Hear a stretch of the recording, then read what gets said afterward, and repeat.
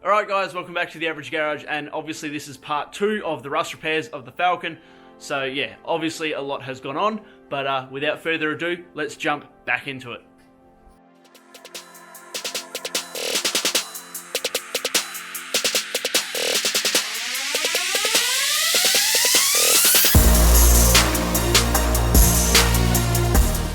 Alright, so I think I gave a little bit of an update on the issues that were happening with the car, because it's been over a week since I started filming this episode, and things get out of hand really quickly. So yeah, I thought I'd just take a quick moment to explain the highs and lows of this project. Like, I did my first couple of little rust repairs and I was absolutely stoked.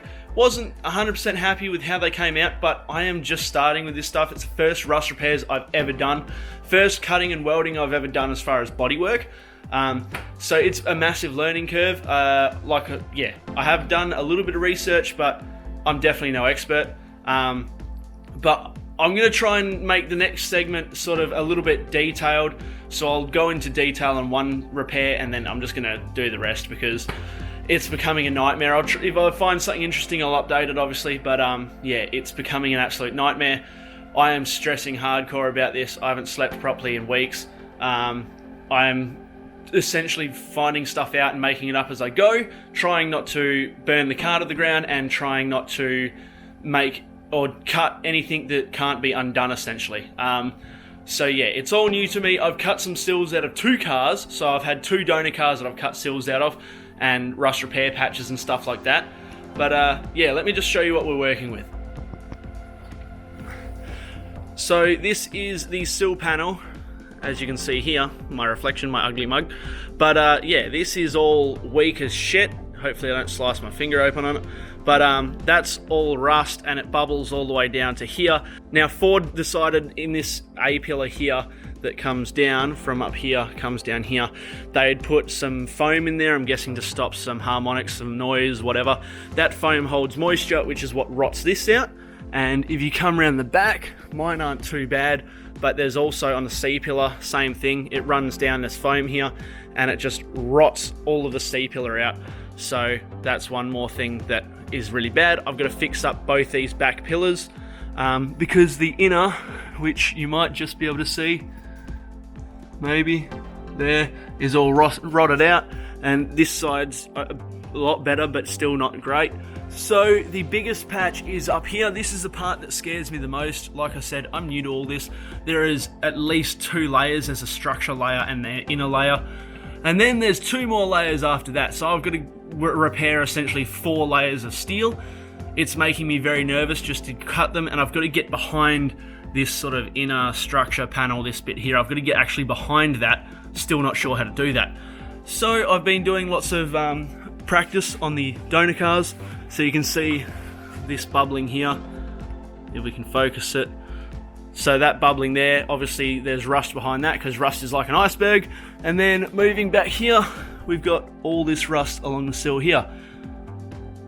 Now I know a lot of people have asked me, why bother with this car? Why not just, you know, find a better shell? First of all, I didn't realize it was this bad when I started, and I've gone too far to turn back. But also it is a massive learning curve, so yeah. Anyways, I've been rambling. I'm trying to keep this interesting for everybody, and it is really an interesting and boring segment at the same time. Thank you very much for watching. I really appreciate everybody staying tuned. And yeah, let's get into the rust repairs and see if I don't completely balls this episode up as well. Like I said, running on 0 sleep, motivation is absolutely dead, and it is highs and lows of the project.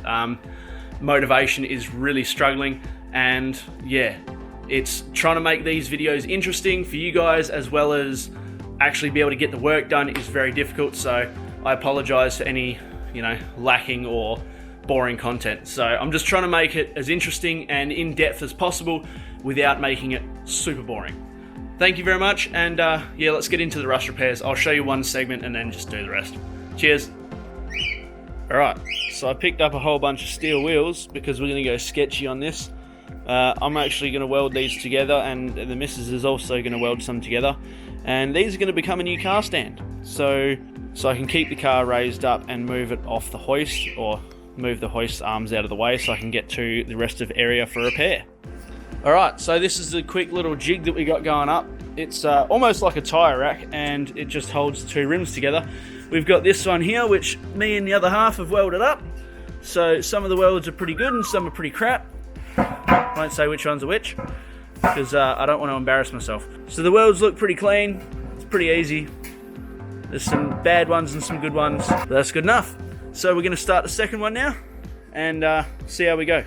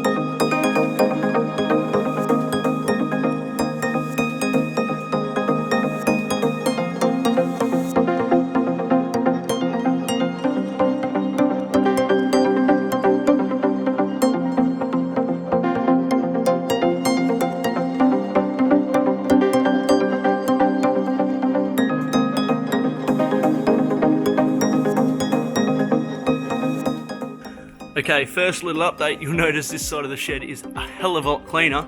So I've decided the part that I'm going to show you is this lot of rust here. So it's bubbled from here, from here all the way along to here. So what I'm going to do is show you the process that I'm using to repair all this. So what I'm going to do is straighten this sill panel here. It's just a little bit bent that way. So I'm going to whack that straight.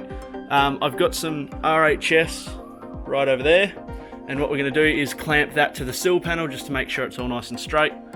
Alright, it's very difficult to show you because the frickin' hoist arm is in the way, which is why those wheels are here, so eventually it'll come off the hoist, sit on those rims, that'll keep the car off the hoist while I can get to the stuff over there. Anyways, first bit, we're going to straighten that up like I said, and then we'll cut this section out. I've already got a panel up here which is suitable. So I've cleaned this up, but I will clean it up again. Then I'm going to coat it in a zinc rich weld through primer. So that it's going to sit around there somewhere. Once I've hammered that sill straight, I'll be able to actually mark around this panel.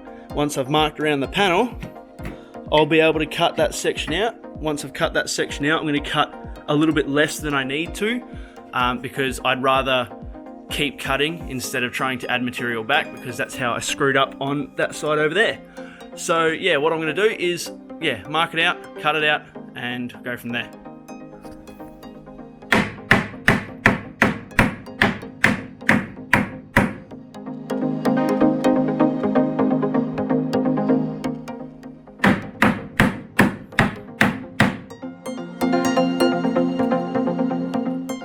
Alright, that's looking a hell of a lot straighter than it was, and that's good enough. So now I'm going to hit it with a wire wheel and clean up these spot welds, because in here, if it focuses, little spot welds, I'm going to drill each one of them out with a spot weld drill bit and then cut what I need.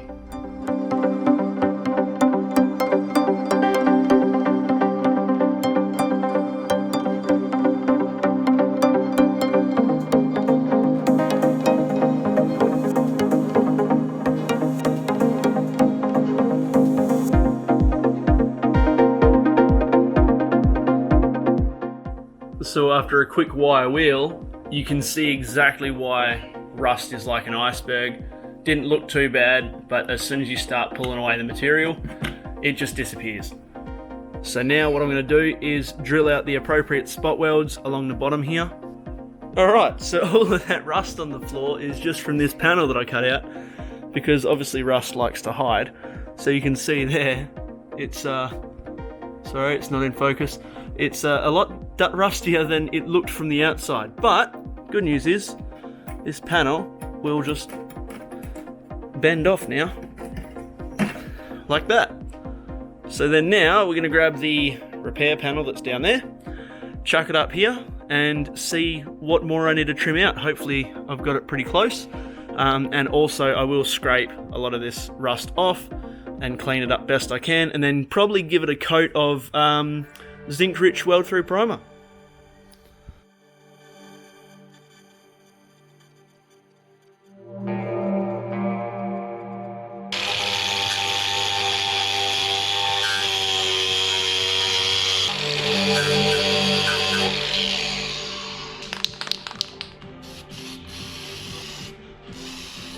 Alright, so just gave it a quick wire brush, gave it a quick coat of rust converter just where I can see and clean up.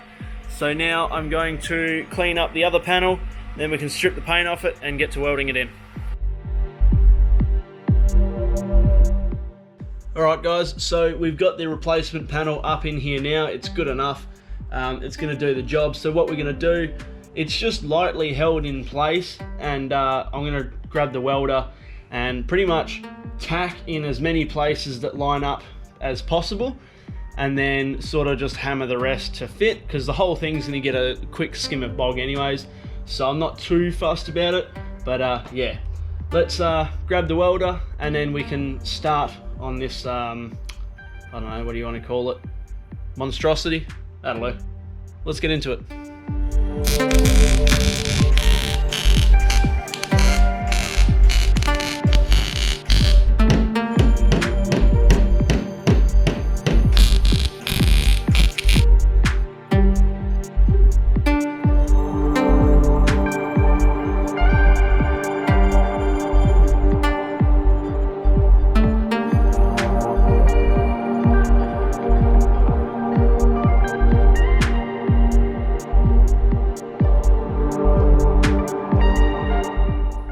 Alright guys, so there we have it. The rust repairs on the Falcon are done. So this was a massive undertaking. I didn't think I was actually capable of doing this, but I don't know, I've done it for now.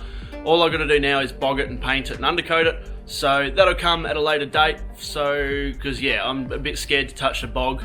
Probably going to be the same as the rust repairs. I'm a bit scared to do it, but it'll probably be fine, because I didn't record a ton of it. Hopefully the stuff that I have recorded makes sense, because this was all done over probably 2 weeks. So yeah, I have no idea what I have and haven't filmed. I burnt up the lens on the GoPro, so I've got to replace the lens on the GoPro because welding spatter got into it. The DJI Osmo ended up getting metal shavings in the gimbal, so now that locks up every now and again. So this has taken its toll on my cameras, but you know, we'll get through it. So yeah, I'll quickly show you what we got going on, what we've done and what's next, and then we'll finish this episode. All right, so looking here, we've replaced this section here, as you can see, and then a lower section along there, and then there's this piece up here. So this sill panel, I've got to go through and double check everything, but that sill panel is pretty good. Under here, we've got the inner sill panel that I had to fix because this was the one that was all stoved upwards. So I had to separate them all, pull it down, filled the entire thing with acid to try and stop the rust, put a bunch of cavity wax in it, all that sort of fun stuff. And then, yeah, that's as straight as I could get it by hammer and pulling it. So that's going to get a real thin skim of bog and then clean it up and make it look pretty. I've got to put some primer on that bare steel there. And then this side, we've done the whole inner structure. So with this one, I'll chuck a couple of photos on the screen now and you'll see what went into that. Because the inner structure of this sill panel here and the inner structure of this patch here, both the inner structures were rotted away, so I had to repair the inner structure as well as obviously the outer sill, or the inner sill I should say. Now this was all done with my Unimig Viper 185. I only just picked this up recently when I was to do this exact job, and it's been beautiful. I love it. I was never a good welder and I probably still aren't, but this thing does a lot of the work for me, which is pretty cool. Alright, so moving to the outside, there was some spots in the A-pillar that I wasn't too happy with, but I've managed to fix up. So yeah, that's good enough. There's this patch down here, which I was able to patch up. And then there was a few bits where I've just ground it back and put some rust converter on it because it wasn't too bad. So yeah, patch this panel up. I've got to grind back all these little plug spot welds down here. So that's the next job. Grind all them back, make it look pretty. And then, yeah, moving on to here, you can see there's a patch here as well. So this was all rotted out, and yeah, that's all been fixed. This is the back side of the inner panel that I've repaired. So you can just see the plug welds, but half of the sill is going to get undercoated, so that's going to hide a lot of things as well. But we're going to put a thin skim of bog over each one, just make them sort of straighter than what they are. And yeah, one day I'll get them all done properly, but today's not that day. Alright guys, so I'm just going to wrap this episode up. Thank you very much to everybody who's watched to the end. I really appreciate all of the support. Like I've just put in the editing, I'm just finishing the editing now, which is why I'm filming the outro. Yeah, about 4 weeks of filming has gone into this, 4 weeks of hard work. Every day after work I was in the shed till late hours, and it's taken its toll on me. I was burnt out through the last at least couple of weeks. Yeah, this was a pretty big task. It was very stressful. As well as after all the dyno and all that sort of stuff, everything's been just on edge. So yeah, I really appreciate everybody's support, hence why the videos are late as well. But yeah, thank you very much for watching. Please don't forget to like, comment, subscribe. Please do me a favor and share it with your mates. Anything to help promote the video is fantastic and muchly appreciated. And we are very close to getting Sleepy Six off for engineering, so there's a few more things to button up. But thank you very much again for watching. I really do appreciate it. I really appreciate all of the support, and yeah, if you can share the video around or tell your mates or do whatever, I'd really appreciate that. Thank you very much guys, and we'll see you all in the next episode. Peace out.